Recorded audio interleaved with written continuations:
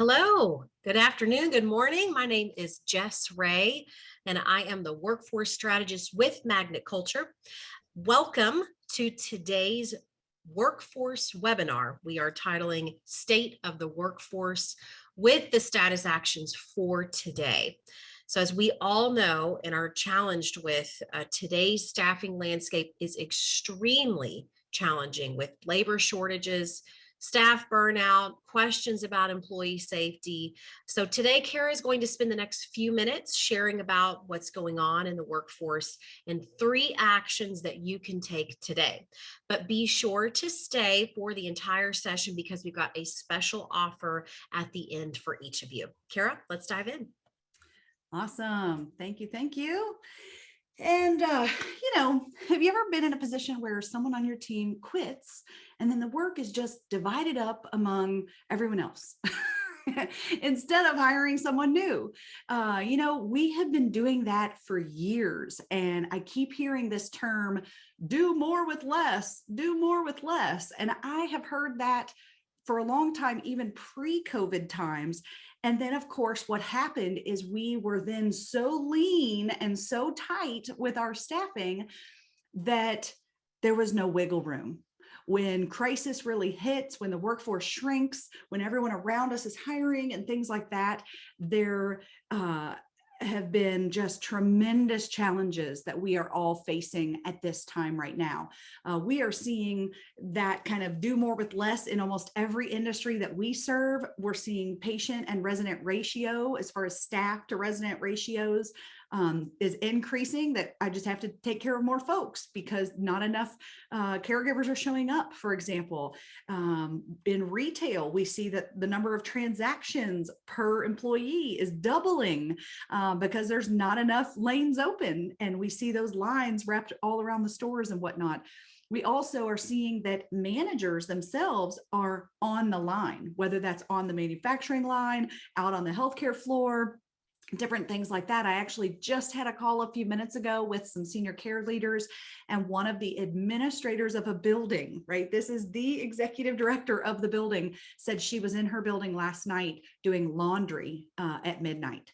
And so we're seeing folks at every level kind of banding together and going to that front line because we are at this point totally forced to do even more with even less.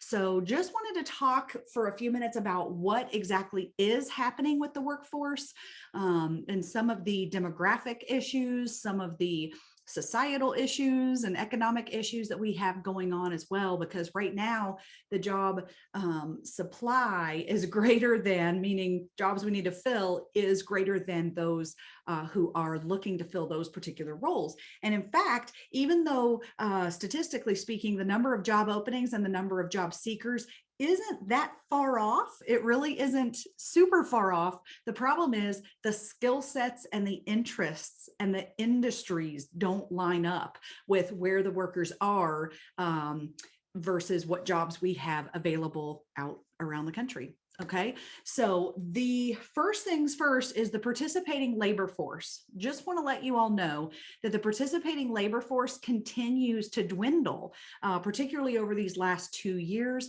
And there's several reasons for that.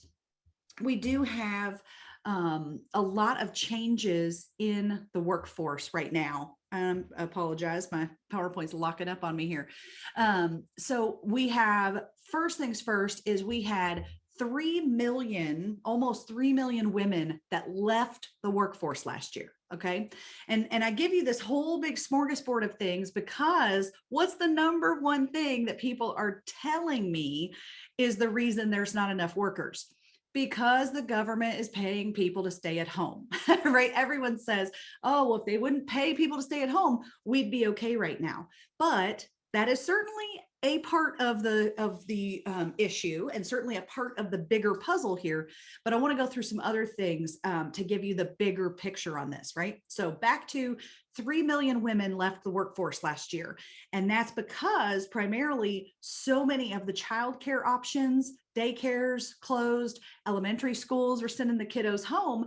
And I myself have a young child. So we didn't know what to do with him. It was like, what do we do? Right. And I'm one of the lucky folks who has flexibility in that I work for myself, I work from home, and have some flexible options like that. But so much of our workforce is on the front line that has to be at a building, that has to work a certain shift at a certain place for a certain length of time. Okay.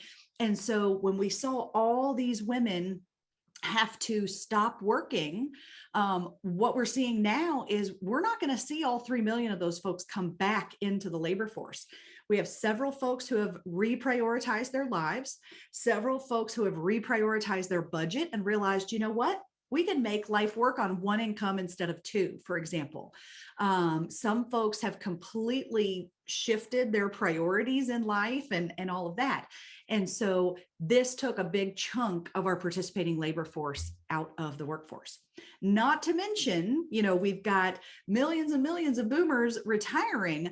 But as far as projections go, because of the COVID pause last year, we saw more than 2 million boomers retire earlier than expected, right? So we've seen the boomer numbers in the workforce decline as they continue to age out of those working years and decide to retire. But a lot of people chose to retire earlier than expected. So right there, we got 5 million folks. We also have minimal integration, minimal immigration happening right now. Part of that is because of COVID. Part of that is policy changes over the last several years here in the States, where we've seen a decline in the number of immigrants and foreign-born workers coming into the States. So whether your profession and your industry depends on those foreign-born workers to help fill positions and fill some of that supply, then whether you depend on that, or what I'm seeing for a lot of groups is that maybe their particular profession hadn't typically hired a lot of foreign-born workers, but the companies around them did. And so now that those organizations have lost their immigration pool for folks to hire, they're now pulling from our people, right? They're stealing our people and offering higher wages and things like that, or other perks, because their pool has dwindled as well, right? So we got a lot of this stuff kind of back and forth, not to mention for those employees who happen to be lower wage workers, or happen to have big families, for example, happen to have a lot of children. What I'm hearing from leaders is that the child tax credit, because it is being deposited on the 15th of each month. Now, if you didn't know this, the administration, instead of giving people the child tax credit in February, March, April, when people typically file their taxes, because of the pandemic financial woes, they are giving parents the tax credit early. So now on the 15th of each month, you get, depending on your financial status and whatnot, but you can get a couple $100 per kid, or a few $100 per kid, that is deposited directly into your bank account on the 15th of every month this rest of the year. And so I have clients telling me that they have more call-offs of employees on the 16th, 17th, 18th, 19th of each month, because their folks don't just live paycheck to paycheck. They say, woohoo, I have money in the bank today, so I am calling off work tonight or tomorrow, and maybe both, right? So very different mindset and very different relationship with money. We can be as judgy as we want to be, people, about that's not the right way to think about money, or that's not how I would handle extra money in the bank. And we can be as judgy as we want to be, but that is the reality of many people that are working in our companies, okay, is that they do have that kind of relationship with their bank account and with their money. And so, like it or not, we're seeing those kind of call-offs. And then depending on your staffing situation, you may or may not terminate those people for a no call, no show, or for calling off extra. but it is definitely putting a huge burden on the rest of that team, right? On the rest of the folks who do show up, in fact. So we, of course, do have some of the unemployment benefits that are keeping some people from working, although many of those were eliminated or ended, kind of expired that Labor Day weekend. So I think we're going to see that be less of an issue moving forward. And I'll tell you right now, I do not think that them lifting that as a benefit, I don't think that's going to solve our problems. That's not going to end this workforce shortage because we've got so many things going on, right? This is a much larger puzzle, and we have to now go back to some of the fundamentals. You'll hear me say that over and over. Go back to some of the fundamentals of good leadership, good communication, those types of strategies. And we also have to get creative, right? We've got to get creative in how we structure our day and how we lead people as well. So today I'm going to focus now on a few very specific things that we can do right now, okay? That we absolutely can do. So the first thing here is we want to show that we care.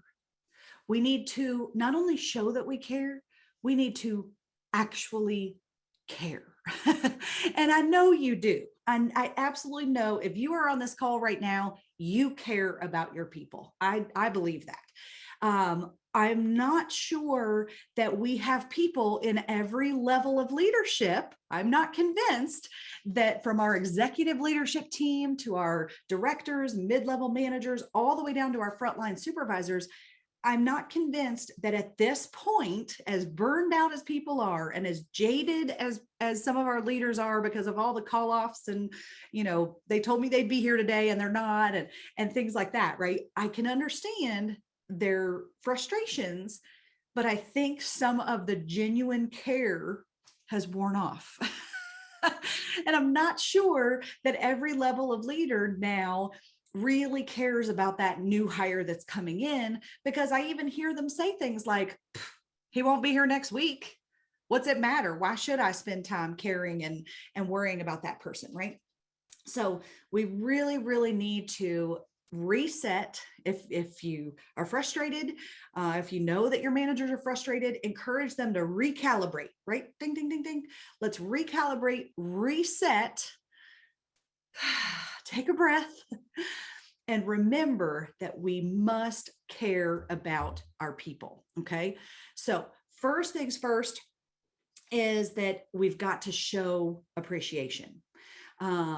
I am seeing that the companies who are doing really well right now, that are thriving more so than others, they really do care about their people, thank their people over and over, right? It's not just about food trucks, it's about the thank you notes. It's about the thanks for being here today.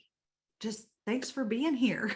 And I know that some of you really hate the idea of praising mediocrity, but we've got to dig down deep and find the gratitude that we have for those who show up and do their job. All right. So we've got to say thank you to folks. Anything that you and your company can do or can bring back. I know early on in the pandemic, we were bringing in food trucks and feeding more folks and giving them, swag or gifts or bonuses and those kind of things. And what's happened during COVID is we've kind of gone through ups and downs of, okay, we see a light at the end of the tunnel. Uh-oh, here's another spike. Oh no, is it really going to get better or not?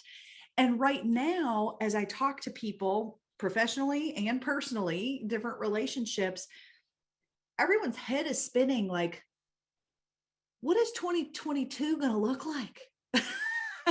We really don't know. We can speculate all we want, but it could get better. It could get worse. It could be exactly what we're dealing with today, which is a lot of ambiguity and unknown and things like that. So you can imagine, if we put ourselves in our employees' shoes for a minute, you can imagine how burned out they are and how stressed out they are, just like we as leaders are.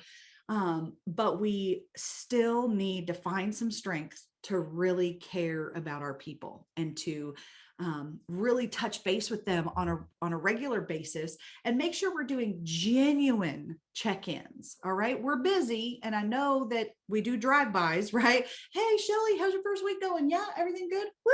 Hey, good. Let me know if you need anything. We do that drive-by quite often and quite well, but the problem is those, especially new hires and even staff that you're doing that kind of check-in with really quickly, they don't think that you have time for them. Even though you're genuine and saying, hey, holler if you need anything, it doesn't come across as approachable. Okay. So we really need to make sure that we are trying harder to stop, take a breath. I even have to remember to bring my tone down, my speed down, because if I'm going like this and hey, what's up? Hey, you need something? Right? That is not as calm and comforting as when I bring my tone down, my speed, and say, hey, how is it going? What's up? How was your weekend? Right? It's a different approach with folks. So making sure that we're genuinely checking in. And, for years, I was telling people, make sure, especially to check in at 30, 60, 90 days with folks, especially those new hires, because they are the flight risk, right? Well, now I encourage you to check in after 30, 60, 90 hours of work that these folks are doing. We got to check in early and often, particularly with those newer hires that may feel like everybody's too busy to help them and they've kind of been thrown in the deep end and they were pushed through onboarding super fast and didn't remember everything, right?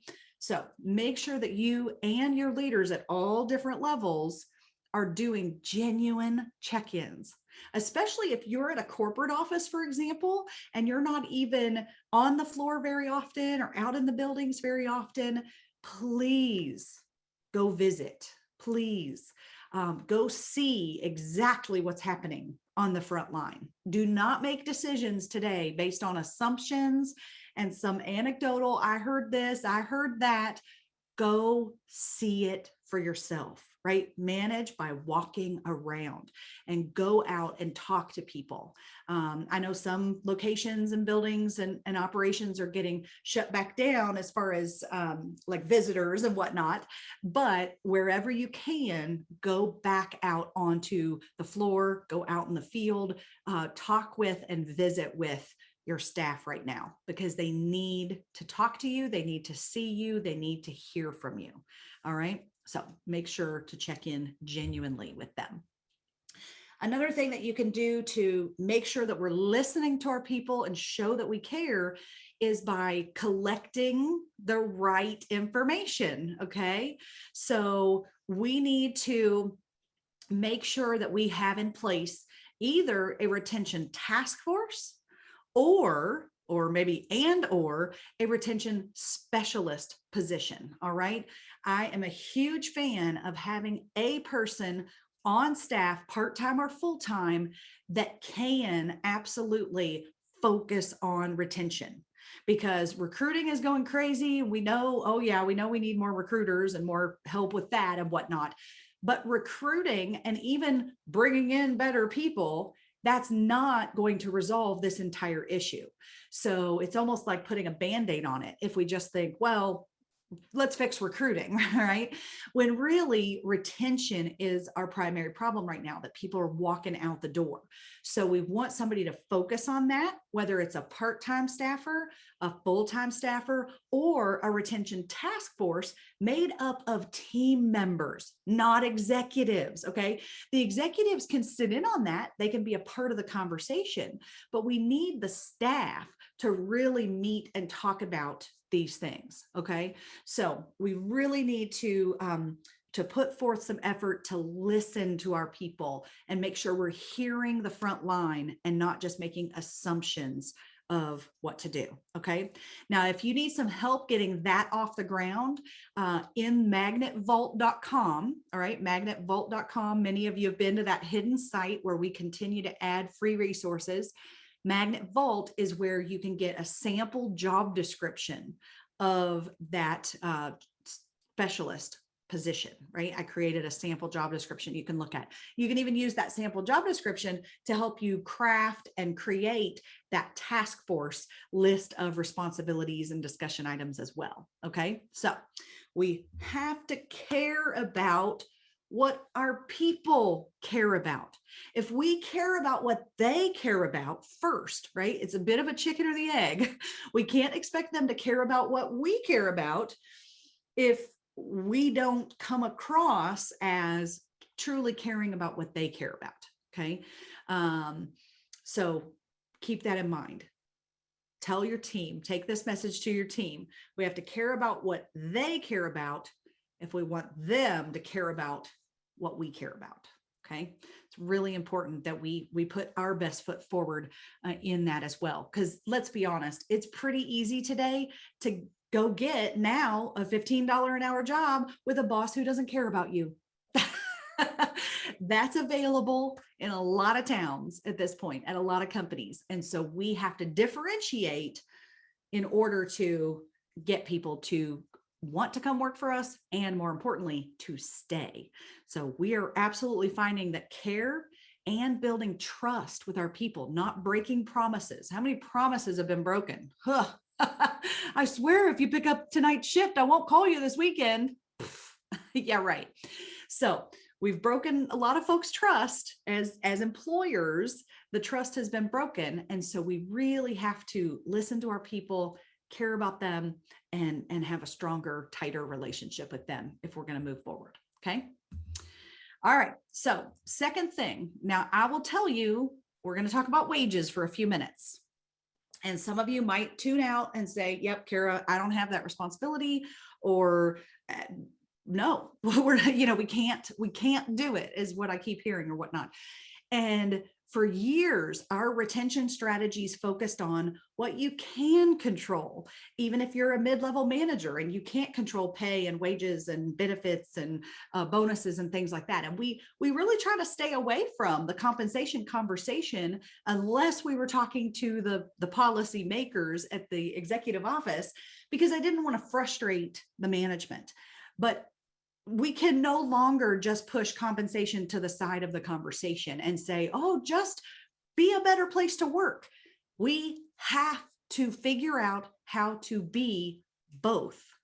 So this next tip for you might sting a little bit, but I want to share some insights, share some information on the wages side of things, because we may, you ready for this? Okay, owners, leaders, we very likely will have to adjust our business models moving forward.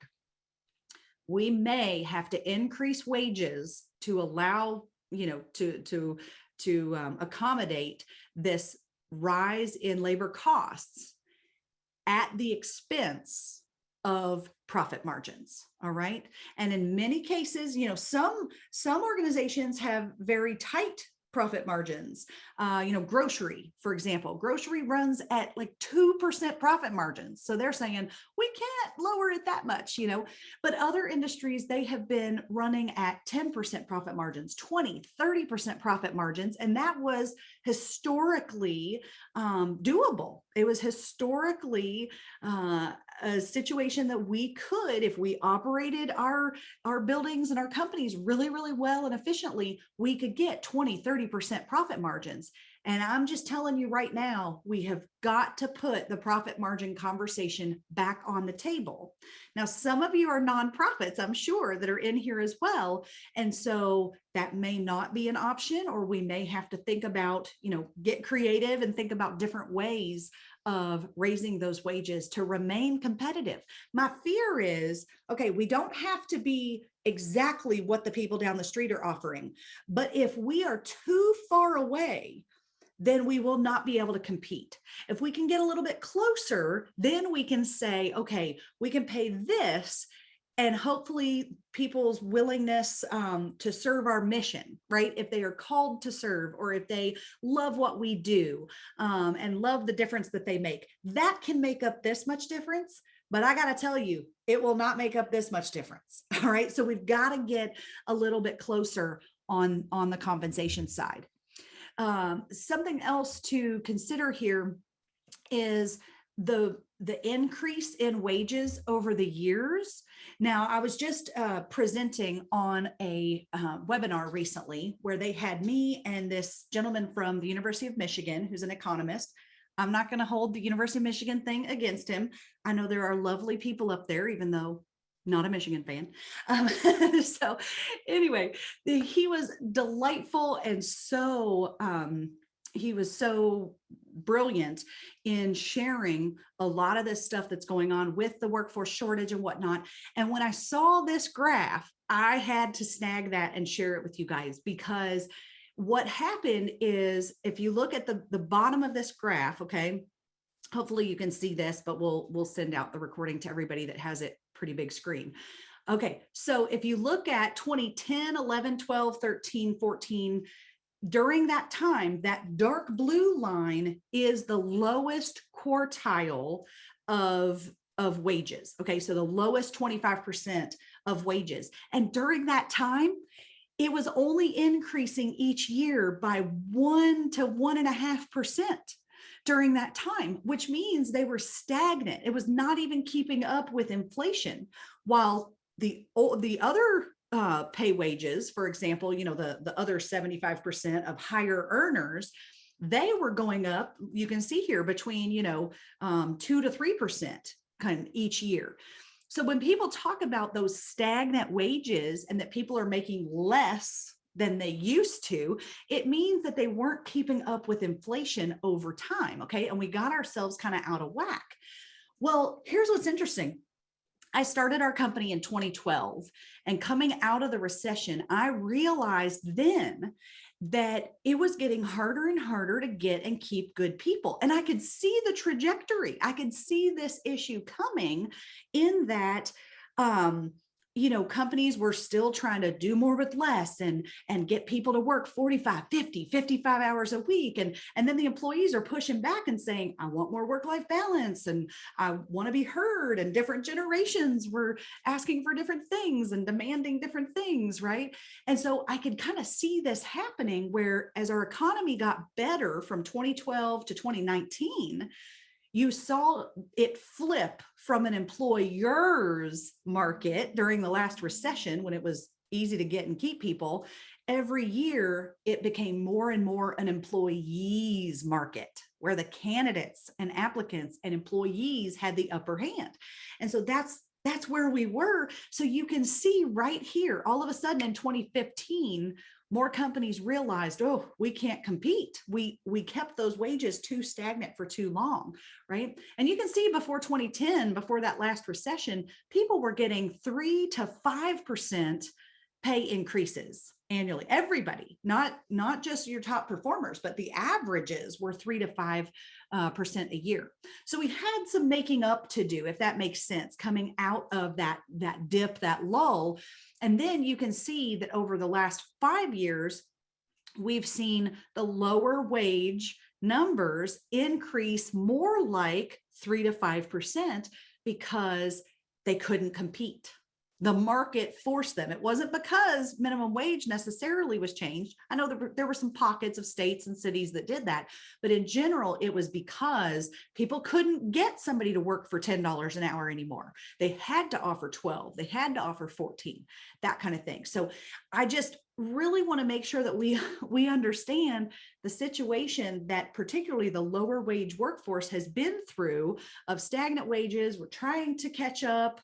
And now many of my clients, they only budget for 2 to 3% pay increase, which, depending on inflation, doesn't even count as a cost of living adjustment. People can never get ahead if they stay at one company and only make 2 to 3% more. Okay.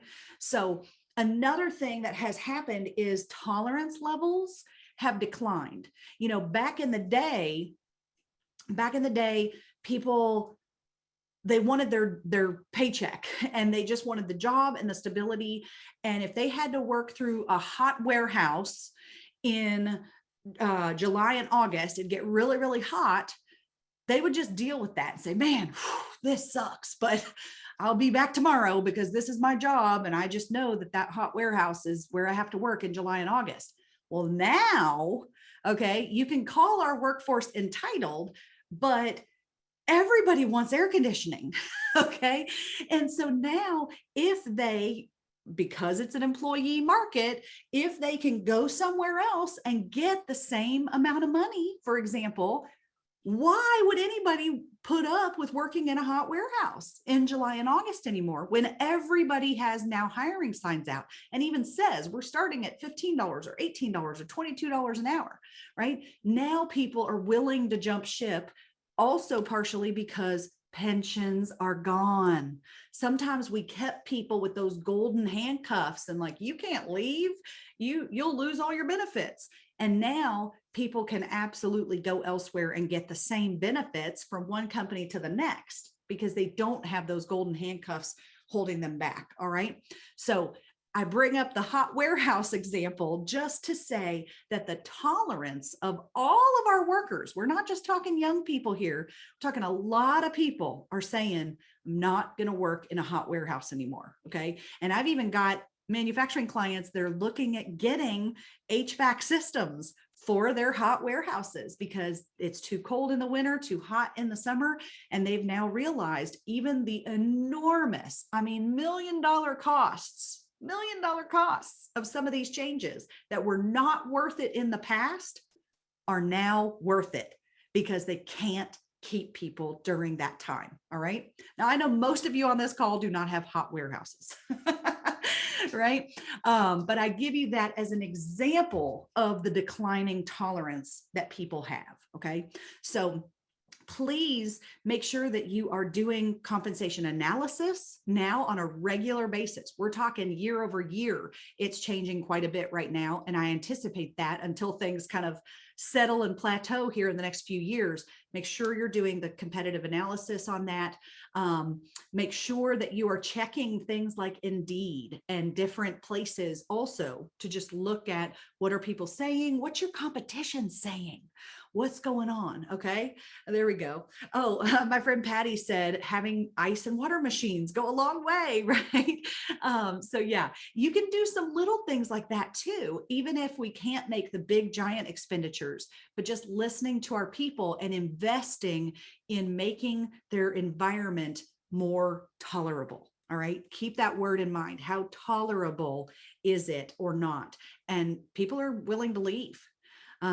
Another reason people are leaving so quickly is because now we have these short-term jobs available. So think about, and I know, I know you don't want to hear this, but right, DoorDash, Uber, Lyft, Grubhub, all of these things where people can literally turn their schedule on and off when they want. I'm going to go right now and drive Lyft. Okay, I'm turning my app on and I'm going to go be a driver right now. Oh, hey, my friend just invited me to a movie. I'm going to turn it off and go to the movie and I'll drive later, right? So as much as that drives us crazy, like, oh, they'll just leave and go drive Lyft or whatever, that is their reality. That is our new competition. That is an option for people that they did not have really even 10 years ago, that people couldn't just quit their job or be a no-show and still go make money that day. They couldn't do that. They had to wait, find a job and get somebody to hire them and whatnot. All right. So in fact, one of my clients, they have expedited their hiring process so dramatically. They are going from time of application. And this is in a healthcare field where they have to do background checks and drug screenings. They got a lot of hoops to go through, but they decided to expedite it from the time of application to their first clocked hour, paid hour is 48 hours or less. Okay. So it can be done, that we can, get people going a lot faster, because right now, tying this back to pay, right now, it is all about when can I make my money? How quickly can I get hired on? Okay. Because a lot of our frontline workers, they're just going from job to job and they need to clock hours quickly. Once we figure that part out, then we've got to keep them longer. So that is a big piece of that. Okay. So couple other quick things to talk about on the competitive wages side is one, build more efficiency with technology. So similar to the HVAC, right? I mean, it's not a software or whatever, but upgrading the hardware, upgrading the systems and things like that, right? But also I'm seeing clients in every single industry. They are finally realizing they will get their return on investment by incorporating new software. Even one of my healthcare vendors, they were struggling to staff their dietary department, and they got a salad robot. It's like a vending machine that makes fresh salads. So in the early morning hours, even the third shift workers, they can stock that salad vending machine, and then it dispenses the salads all day long for their residents and patients. Okay. So we can sometimes make that investment on the front end that will help us later with building more efficiencies for those positions. All right. So we really need to look at some of those investments, because I'm telling you, this workforce shortage is not going away anytime soon. So if you just think, well, we'll just hunker down and weather the storm, I don't know that that's going to work. It depends on how long you can weather this storm and what you see as coming out of it, right? How do you plan to come out of it? What's your exit strategy here? All right. The other one is to unleash some new revenue streams. And so, I mean, we did that during the pandemic, right? A bunch of our training got paused or got postponed. New business wasn't coming in for that first 6 months, right? We were also in that stage. So we looked for different revenue streams. We built the online course. We did some licensing deals. We did, partnerships. We did other things to create more revenue streams as we saw a traditional revenue stream dry up temporarily, right? So I encourage you to do the same, whether you are in manufacturing, whether you're in healthcare, other things. Do you have any space that is leasable to other people out in your community that you could create a revenue generator with some space that you have that someone else would like to borrow or rent, right? Do you have different revenue models that you can do? I see a lot of people now doing partnerships, doing leasing, doing trying to think of some other examples here, but even like membership. Do you have some kind of benefits that people want that you could create some type of membership to access what you have or what you know or what you own, things like that. So really getting creative and thinking outside the box on figuring out new revenue streams. All right. We do know that stress and problems and major challenges for us is when innovation tends to bubble up and rise to the top to solve those problems. Okay. So put on your innovative cap, get more creative, and brainstorm some new revenue streams as well. Okay. All right. The third piece here is something immediately actionable. We have to keep training leaders. And what I mean is we have already gone, 18 months almost, where a lot of people put training on pause, but you don't have to sit in a classroom and get everybody together with or without masks or, we don't have to worry about those kind of things. We can continue to train people in different ways, right? Let's unleash some new training methodologies and new time and place for some training. It doesn't have to be the traditional way of doing that.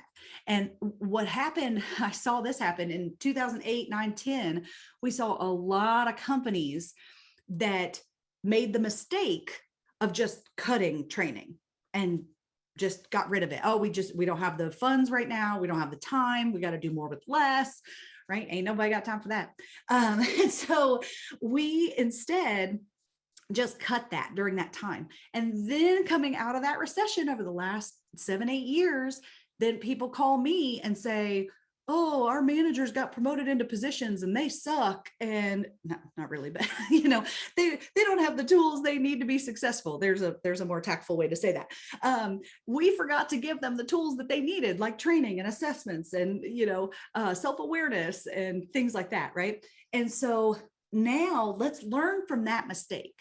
Let's not just cut training and pause until all this COVID stuff is over. We can't afford to wait that long because we're promoting people into management positions and we have got to give them some of the tools that they need to be successful. So what we have found works right now is incorporate training and mentoring into your existing meetings. All right.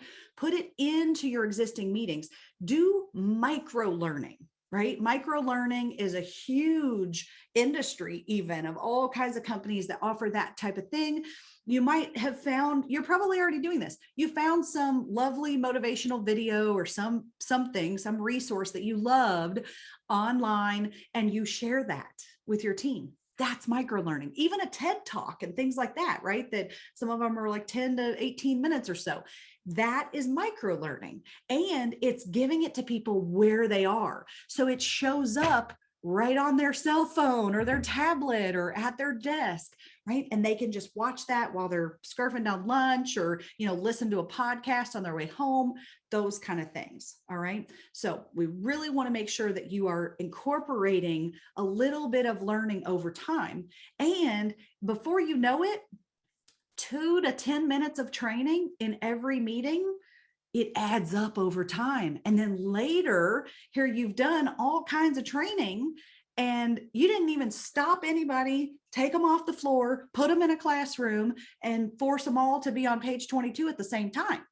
Right? You didn't do that. You just sprinkled out the micro learning, the micro mentoring, the micro coaching out where they are in a time that they can digest that. Okay. And that, my friends, is a great way to continue the learning. All right. So we've been doing for a few years now, we've been creating these little micro learning videos and stuff because our clients said that we're so busy. We're so busy. We don't have time for training. We just created a new series that a client licensed for us or from us. And they said exactly that. We don't have time. So we encourage them to use the first 15 minutes of every weekly leadership meeting. And these videos that we gave them, they were like 2 to 7 minutes long. So then that gave them a few minutes to talk about it, digest it, figure out how to apply what they learned in that concept and whatnot. And I got to tell you, they loved it. They said, this is so great because you're right. Nobody's got time to sit and go through classroom training right now, but we're still developing our people. Okay. So what can you do? Here are the 3 things that we talked about.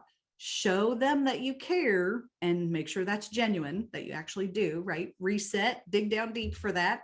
2, we've got to get back into some competitive level of wages and benefits and all of that. And that 3rd one is to keep training the leaders, keep developing your people. Even if there's not time for set training, just keep developing through micro learning. All right. So as I mentioned, magnetvault.com is where we have those resources. And then we have we do have a special offer for you today, but in the vault, we have some of our professionalism videos that are in there. You can actually access, I think, 1 or 2 for free and see those as samples. And then we have that retention specialist job description. And I continue to just pour stuff into that website. So make sure to bookmark it, check it every 3 to 6 months, and see what new retention resources we have for you. All right.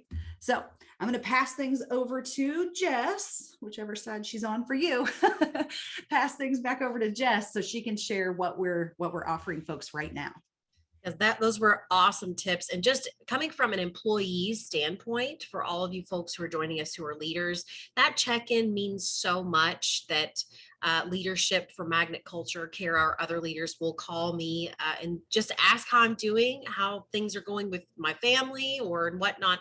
It does mean so much and makes a huge difference. So just want to throw a little testimonial out there. But we are super excited to share with you all the different types of micro learning series that we have for employees and managers and executives at all levels. So we have first, if you've got like a super stressed out staff, we have a partner who's offering a very unique resilience training. These videos are titled Take a Break, before you break for all staff. We also have clients who are taking advantage, like Cara said, of our professionalism video series. These are really great tools, tips, and tricks to present for the frontline staff, but it empowers those managers to give some of those trainings that are maybe difficult conversations, little video you can show on your phone, etc. Those are super helpful too. And then today we are rolling out for managers and executives our Staying Power video series specifically for workforce retention. So this is a brand new series that we're rolling out. And so for this month, only in the month of September, we are offering those for a discount. That is essentially kind of a series that we are doing of about 17 different videos, and that offer is going to be discounted to $1,500 for this month. It includes an implementation guide, it includes in-depth discussion questions, and most importantly, like Cara mentioned, to take these videos and just stick them at the front of a meeting or the back of a meeting, and over time, hundreds of hours of training can be completed without blocking out a whole day or a half day or an hour's worth of training. So those micro learnings do build on top of one another and are so perfect for the type of environment that we are all trying to deal with right now. So if you are interested in that special offer, we do want you to, you can reach out directly to me, jess@magnetculture.com, or I'm going to pop a link into the chat where you can access these videos and go ahead and purchase those as well. Let me put this in for everyone. There we go. And so we hope that you take these three little tidbits of information that you can implement those for your folks right now. And then furthermore, we will send out this playback for everyone in attendance and share that with leaders, with folks who need to hear this right now. So again, another free training as well. And Danielle is asking, can you preview them before buying? We do have samples on there, so absolutely you can. If you have any questions about that, please certainly reach out to us at Magnet Culture. And we did have one question come through, Cara. I'm going to go ahead and pop this up. But the question says, we are in a death spiral of turnover right now. So which of the 3 tips should this person or should an individual focus on first? It's a good question. If you are in the death spiral, which for those who don't know that terminology that we use, it's often where we're short-staffed, then we lose more people, which causes burnout of even the seasoned, dedicated folks that we didn't think we would lose. And they tend to throw their hands up and say, I'm out of here. I can't take it anymore, right? And then it just spirals out of that and totally out of control. So I wouldn't typically give this advice, but I do think that today, because of the massive workforce shortage, I do think that money matters today. And the companies who have to keep their staff fully staffed, or at least more staffed than they were yesterday, I think money talks and is going to bring people in right now. But in general, we've got to get to the bottom of this. We've got to figure out what in the world is actually going on. Is it just the competition, or are people leaving because we're not a great place to work? That people aren't feeling heard, appreciated, trusted. They don't like the people that they're working with. Maybe some folks are eating their young or talking down to them. Any workplaces now where they say, the old school kind of stuff, because I said so, or I shouldn't have to thank you for showing up. That's why you get a paycheck, right? That's the problem. That right there is the problem. So a lot of organizations are not truly looking in the mirror and reflecting on how attractive are we? Or are we repelling people away, right? We want to be a magnet. We want to attract people, but you know what magnets that are out of sync do, and that's just push people away. So I would take a really serious look at that.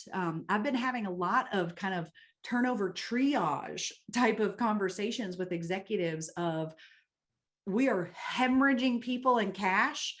What do we do now? And we have to, in some cases, stop doing some things that aren't working and then really look at, how do we get our head back above water, because folks are drowning. So yeah, I would definitely look at the compensation and really reflecting inward on who are we and why are people leaving. Yep, that's a great suggestion.